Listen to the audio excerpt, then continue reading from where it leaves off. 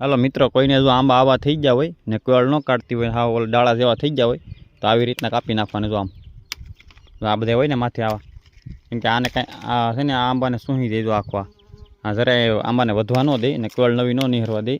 અત્યારે તમને હું બતાવું છું કે જો આવી રીતના મેં કાપ્યા હતા એને કેટલી કેળ નિહરી છે. ડોકા બધે કાપી નાખવાના. જો ડોકા બધે કપાઈ ગયા એટલે ભાઈ કેવી રીતના કેળ કાઢે ને તમને અત્યારે હું બતાવું, કેમ કે મેં મહિના દિવસ પહેલાં આવી રીતના કાપી નાખ્યા હતા જોવા માટે કે કેવી રીતના થાય છે. તો જો અત્યારે તમને બતાવું કેવી કેળ કાઢી છે.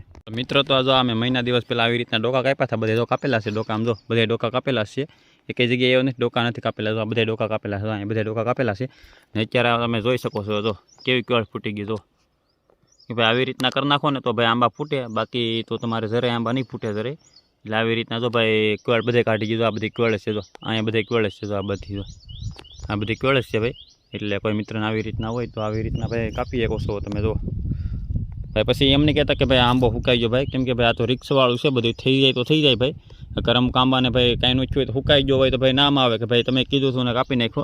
એટલે ભાઈ મારે તો કોળાઈ ગઈ છે. પછી તમારા ભાઈ જો લગભગ 100% તો કોળાઈ જાય.